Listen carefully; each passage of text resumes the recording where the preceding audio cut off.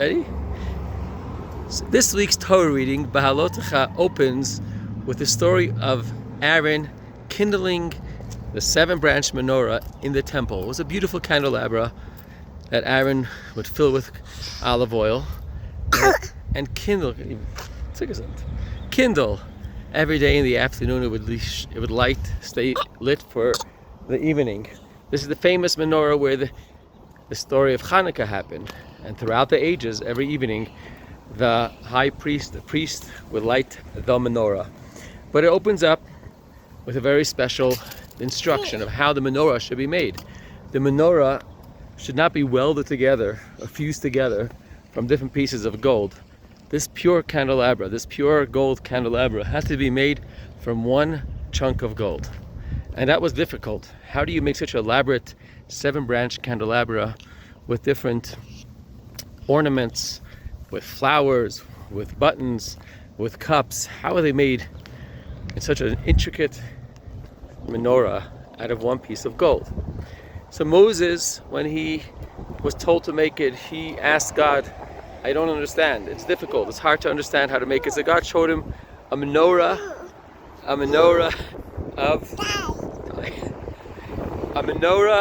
fire. But still, he still had difficulty. So finally God told him, take the piece of gold and put it straight into the fire, and I'll make the menorah. And that's how the menorah was made, by God himself.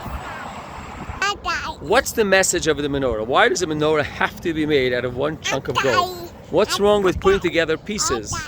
And what does the menorah represent? Well, the menorah represents the Jewish people. The candles on the menorah, the flames of the menorah represent the soul, which is like this candle of God. Neir Hashem Nishmat Adam. The soul of a person is the candle of God. We each have a flame within us that strives to go higher and higher, lift ourselves up to higher and greater heights, to come closer to God. That menorah and the 7-branch menorah represents the 7 different ways that we could serve God, that we could yearn and search for God. The Kabbalah speaks of the 7 primary emotions that we have, that the soul is made out of. And each one of us could be serving God with different emotions. Some are more loving, some are more disciplined, some do it with humility and other ways of serving God. But it comes to teach us that if we want to spread forth in different branches, we have to know that we're all made out of the same chunk of gold.